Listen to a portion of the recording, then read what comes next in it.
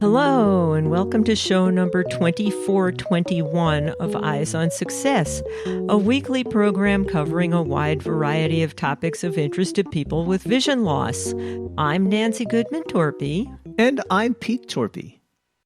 Still definitely very early days. I'm still extremely embedded in the organization and still extremely committed, and it's really, really great as Gerald's come on board. And very, very slowly over time, I'm, slowly pulling back. So, still working 5 days a week and still extremely committed. But I think over the long term, it's that cliche thing, wanting to spend a bit more time with family. And that is today's guest, who will take us through the long and successful journey of the open source NVDA screen reader. And it's an amazing story. Development of NVDA from NV Access began in 2006, and it has served as a vital tool for blind people around the world. We'll speak with Mick Curran, creator and co-developer of NVDA, and Gerald Hartig, the newly announced Chief Technology Officer of NV Access, about how they plan to transition into the future. But first, for our tip of the week. This week's tip comes from Gerald Hartig. My tip would be for anyone who is a user, either as a primary visually impaired user or as someone working in the accessibility space, for example, doing accessibility testing with NVDA. I would highly recommend anyone, if you encounter a bug or you want to see a feature, please connect to our GitHub and feel free to submit an issue. That way it will get triaged within a week or so by myself or Mick or our developer Sean, and your contribution will find its way into the next version of NVDA. You have the power in your hands. For somebody who's never interacted with GitHub, how do they get to that and find the NVDA project? Yes, let me give you the URL. It's github.com/NV Access/NVDA. And that is our primary access point for a lot of our content as well. Not just the technical content, but this will also, if you follow the links on the README at the bottom of that page, that should also provide you some very useful user information as well. You are listening to Eyes on Success. Success, success, success, success, success. Let's start by meeting Mick and Gerald. Today we have two guests with us, one of whom has been on the show many times before. So, Mick, why don't you start by introducing yourself? We've talked to you lots before. It's great to be back. I'm Mick Curran, or Michael Curran, and I guess I'm the original creator and have been a co-developer of the NVDA screen reading software for now the last 18 years. I started it way back in 2006 with my longtime friend Jamie Tay, of course, as well, who's been on this show before. Yeah, so I've been working on it for 18 years. It's a great passion of mine and has been a major part of my adult life. Well, I'm impressed about how long that's been going on. We didn't catch up to you for an interview until 2012. Yes. But that's largely because our show didn't start until 2011. And being blind, this was a project that started out of necessity, right? That's right, yeah. Essentially, for me, look, me and Jamie, we're pretty lucky as blind people, pretty well off in Australia. Our parents were able to get us most of the assistive technologies and things that we wanted, or needed, I should say. But at the same time, I was very cognizant that blind people had to find, thousands of dollars to purchase software like screen readers that would allow a blind person to use a computer screen. And right from that point, I just didn't understand the logic to that. Why should a blind person have to pay out thousands of dollars more just to get the same access to a computer? It didn't make any sense. And both Jamie and I had already been in the open source and free software community for quite a while with, projects like Linux and things like that. And we sort of just questioned, why can't we apply this same idea to Windows and, perhaps try and start a free screen reader? And I think for a very long time, both Jamie and I and others in the community just believed it couldn't be done simply because it hadn't been, and that's a pretty bad logical fallacy. And so thankfully we sort of got out of that and just tried our hand at it. And so we had no idea whether it would work out or not. Had no idea. And it's turned into quite an enterprise. And our second guest today is Gerald. That's a rather new name to me. Can you introduce yourself, Gerald, and tell us what you do these days? Well, thanks for having me on the show. Yes, my name is Gerald Hartig, and I've recently taken on the role at NV Access as CTO. Chief Technology Officer. That's right, Chief Technology Officer. It's a very grand-sounding title. My own background is quite diverse insofar that I've worked in academia, in industry, in industrial research, in consulting, in a number of places around the world as well.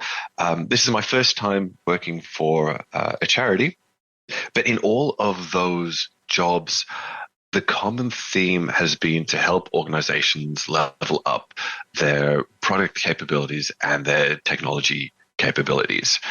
A lot of what I've done over the past 10 years has focused on the data science space and the analytics space, because there was an enormous need for that after the data science boom, for people with my skill set to help organize what's happening in that chaos.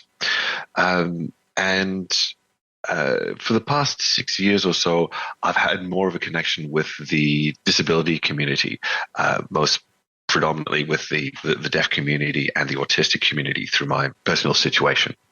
Had you had any experience with blindness and the kind of access technology that people with visual impairments need before you joined NV Access? No, very little. I mean, apart from what I'd encountered through my connection to the deaf-blind community. But in terms of NVDA, I hadn't actually used it until I was speaking to Mick and Jamie. So it's been an incredible learning experience for me. And the community has been incredibly welcoming. Eyes on Success connects corporate sponsors with visually impaired listeners around the world. More information about becoming a sponsor can be found at www.sponsor.eyesonsuccess.net. This week's focus topic is what's new at NV Access and what's planned for the future. Well, Mick, in the introduction, you talked about how you and Jamie started working on NVDA years ago and developed it into quite a screen reader these days that is used all over the world. But I thought maybe you could give us kind of the quick summary of how far you've come and what you've accomplished in the past 18 years or so. As I mentioned, it started way back in 2006 with really just me, and then Jamie came on board sort of 3 months later. And then as the purely voluntary project got a little bit more momentum and a little bit of notoriety, we then created NV Access, which is a not-for-profit to promote, support, and develop NVDA. But still, even though there were, a board of directors, it was still at that time only Jamie and myself for quite some time, for many years, in fact. Probably not until 2015 or so, really, when we hired Quentin, our training and support manager, and he's quite known for all the training materials and stuff and all the wonderful support he provides the community. And then from then on, we slowly, we got another software developer, and then eventually also a general manager, and now Gerald as well. So, we've slowly been growing over time, growing the company or the charity. And at the same time, of course, NVDA has been growing. I mean, firstly, you see it from being used by, 100 people and then thousands of people. And nowadays, it's only 250,000 people are using NVDA each and every day, over 175 countries and in 55 languages. Look, it's humbling and wonderful to know that that's occurring and that we're making such a difference. But waking up every day with that on your shoulders is, I guess, rewarding but stressful. For anybody who doesn't know, because from the sounds of things, the entire planet knows what NVDA is, that's the non-visual desktop access, free open source screen reader. That's correct, yes. So as this project grew and became bigger and bigger over the years, it sounded like it was finally time to hire some more staff, which you've done. And recently you brought on Gerald. What was the impetus for that? And what did you expect to happen? So to be fully honest and transparent, it really is about planning for the future. I mean, I've been doing this for 18 years, and I think it's always healthy to look for new blood and get new perspectives on things. And, you know, for quite some time, I'd been managing a lot of the executive duties, certainly up to 2018 or so, even doing a lot of the accounting and all that kind of stuff. And that's not really my background. I mean, obviously I succeeded at it to a particular point. We're still around, but it was clear at that time. And so that's why we firstly got James Borum, our general manager, and then eventually Gerald as well. But yeah, really for hiring Gerald, it really is that time for me to start preparing to step back a little bit. I'm well aware that I still have a wealth of knowledge and expertise I can be providing the project and the company, but I really want to start moving on some of that day-to-day decision making and execution of it over to new people. I think it's healthy for an organization to reinvigorate itself and bring in new ideas and new blood. So it's not as if I'm going to be out tomorrow or anything like that. I'm still extremely dedicated to the project, but it does allow me to focus a little bit more on the technical consulting side of things, and for me to make sure that I impart all that knowledge that is in my head, so that if I do go away at some point, which I'm not planning to just yet, then, you know, people aren't stuck. Well, I think that's a really important concept to plan for the future. I remember talking to you and Jamie years ago and thinking, wow, whatever happens if one or both of those guys is gone? And I asked you about, you know, what was your plan in terms of transitioning or moving to the future should things change? And it sounds like you really have that under control. And Jamie's been gone for several years himself, so things have been evolving. They have, that's right. That's the sort of happened. Yeah, Jamie left in about 2017. I mean, I will clarify, he's definitely still committed. He's still on the board of directors. I'm still speaking to him all the time, but to sort of within the organization from the executive down, yeah, no, he's moved on to other exciting opportunities, which is great, and I'm very happy for him. But yeah, that did sort of leave me running the show for a little while, and that's obviously why we've looked for some new people to help me out. And also, as you mentioned, you were essentially raised as a very good coding and programming person. That's a very different skill than running an organization in terms of accounting and business and marketing and stuff. So bringing on some new people was definitely a good idea. So in making that transition, Gerald, can you tell us a little bit about what your role is these days and where you expect to be headed? Yeah, absolutely. My chief area that I focus on as CTO and normally head of engineering is around the product roadmap. So understanding what are we going to be building right now into NVDA? What are we planning on building into the future? And how are we going to achieve those things? How do we provide the best level of benefits to the community? And in that respect, as you already touched on earlier, I'm not visually impaired myself. And so my role here is much more about listening to the community and other trusted experts to understand what are the needs of the visually impaired community and finding a way of filling those needs through NVDA.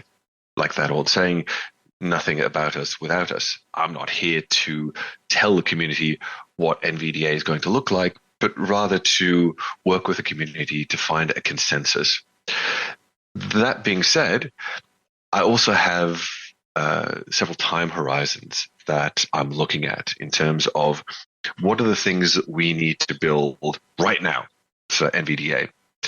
And for that, I think NV Access is very well suited for providing that level of support, because a lot of the stuff that needs to happen right away is more infrastructure type things that make it easier for the community. And we've got an incredibly active, dynamic, passionate community. Things that make it easier for that community to contribute new features to NVDA. And then the final thing is, well, what are all the things that we should be doing now that will start paying off in 3 to 5 years' time? All of those speculative greenfields type projects, and setting up partnerships with academic organizations, industrial research organizations, and the like, to start bringing those things about. So that's the product side. And of course, the technical side is making sure that everything is running smoothly, that NVDA doesn't fall behind in any critical areas, and working with our engineers, which is our community, to make sure that we're focusing on the right way of developing our code so that we will have a stable, useful product long into the future. So when you talk about your community, there are the community of users, of course, but being an open source project, it sounds like even though you still have hired programmers in-house who are doing a lot of coding, there are still people contributing as they do in open source projects. That's absolutely right. In fact, a huge amount of the code that goes into NVDA is from community contributors. A lot of the features that go in, a lot of the bug fixes that go in, it's all done by our community. And a lot of the stuff that we do in-house tends to be the stuff that is not as user-facing. It's, if you like, more the admin side, keeping the systems running, making changes behind the scenes for large chunks of functionality that requires a very technical level of knowledge. Like, for example, Mick recently submitted a 5,000-line addition to the core of NVDA. And this is something that someone with Mick skills is well suited to do. And there may not have been the interest from the rest of the community to produce something like that. So we work very closely with the community to both provide those new features, the stuff that makes a difference on a day-to-day basis, but also to make NVDA a better product overall, a more stable product, and a more useful product. Now, despite the fact that a lot of work is done by contributors in this regard, it still takes a lot of money to run an organization like this with the hires that you have in-house and setting up servers, going to conferences, etc. Talk a little bit about your funding both now and sustaining that in the long term. Well, we have quite a sustainable revenue base for our operations. It does cost quite a bit to run NV Access. However, we're very, very careful with that money. And in the big scheme of things, we really manage to operate on the smell of an oily rag.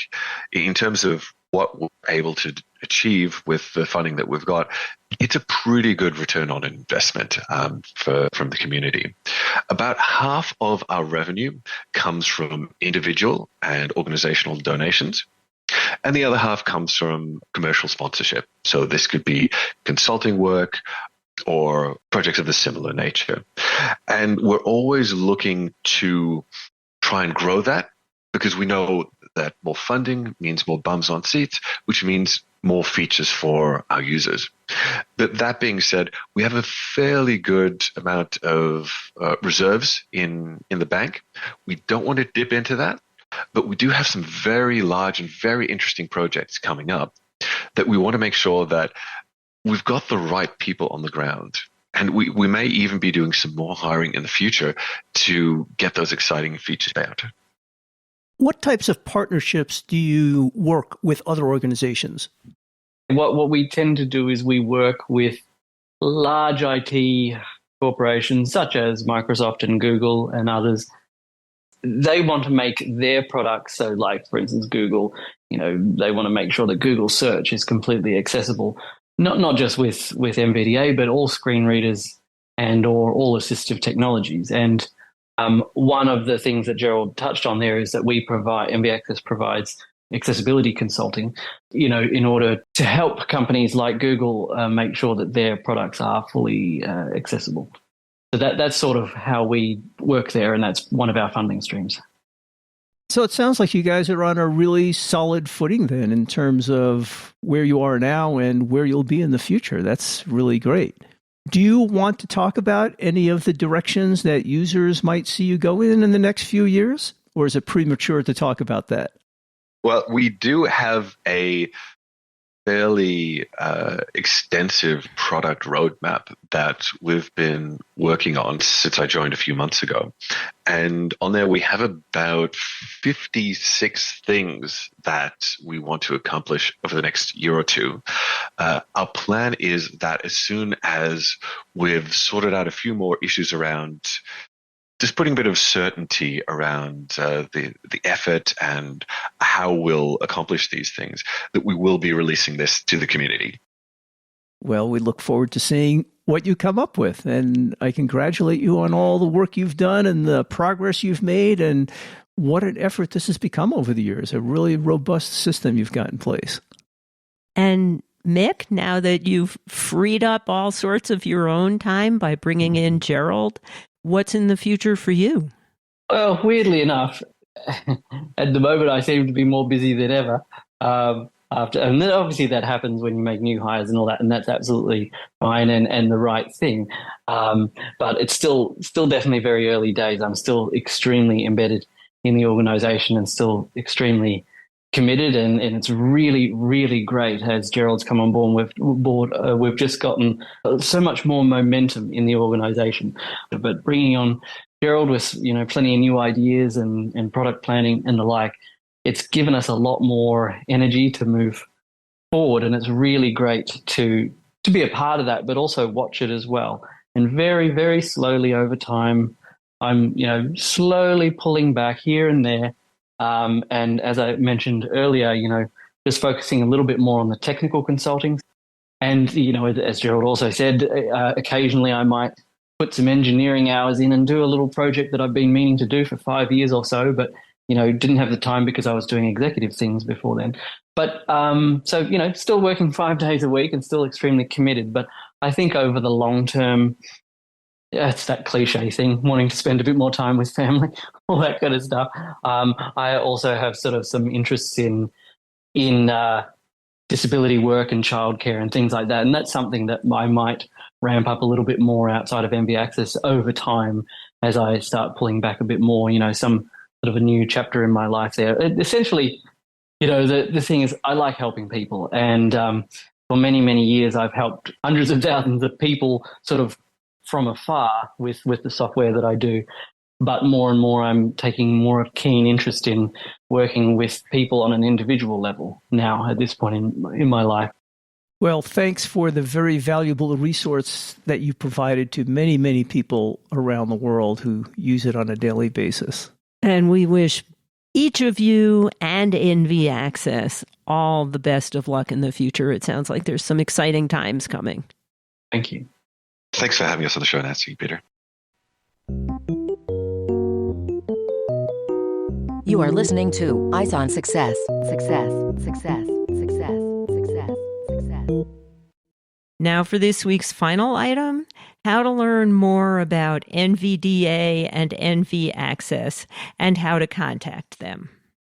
Well, Mick, if people want to try out NVDA, if they haven't already, or find out more, where would you send them?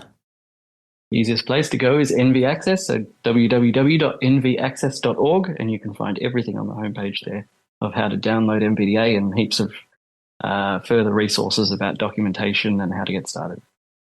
If somebody has a question, how would they reach you guys or the rest of the NV Access team? Generally, if they just want to send an email, they can send an email to info@nvaccess.org. But of course, depending on how deep they want to get with things, if they're into open source projects and the like, they can also interact with our project on GitHub, and they can file issues or even contribute code or whatever interests them. How do they get to that? It's github.com/NV Access/NVDA. There's always room for people to contribute in whatever way they can, I guess. Yeah. Do you have a social media presence? I used to. I really pulled back. NV Access, on the other hand, does have a Facebook page, and we're also active on Mastodon as well. And in case you missed any of that information in the audio portion of the show, you can always find it by clicking on the show notes for this episode, which is episode 2421. And you'll find all of that information there. Also, remember we have that search field on our website. You can use that to find lots of other episodes where we talk with Mick and Jamie and about NVDA and NV Access. Just type in NVDA into the search field, or Jamie or Mick, and you'll find those episodes along with links to the audio and show notes for those episodes. You can also search for other topics of interest by entering a topic or a show number. That's a very useful tool. We have over 700 episodes in our archives now, so you're sure to find a show on just about anything you want. And I just want to say that although I started using a screen reader a long time before NVDA was developed, so I'm used to that, and that's what I've been using for a long time, NVDA is a fully functional screen reader that has all the bells and whistles of many of the commercial screen readers. So just because it's free, you shouldn't thumb your nose at it. It is really a very good screen reader. I sometimes even use it when I have trouble with my main screen reader. It's always good to have another tool in your back pocket. So give it a shot if you haven't already. From what I hear, you'll be very impressed. That's it for today's show. Next week on Eyes on Success, we'll be talking with representatives of the Council of Citizens with Low Vision International, which is an affiliate program of the American Council of the Blind. Their mission is to connect low vision individuals with each other to share information, experiences, and also some fun. We'll speak with members Christine Chaikin and Tom Frank about the group and the myriad of resources they offer. If you've been enjoying Eyes on Success, be sure to share it with a friend. Thanks for joining us this week, and we hope you'll catch us again for next week's episode. You've been listening to Eyes on Success, hosted and produced by Nancy Goodman Torpey and Peter Torpey. You can access the full archive of previous shows, subscribe to the podcast, and much more by going to our website, www.eyesonsuccess.net. If you have questions about anything you've heard on the show or have suggestions for future shows, send an email to hosts@eyesonsuccess.net. Thank you for listening and have a nice day.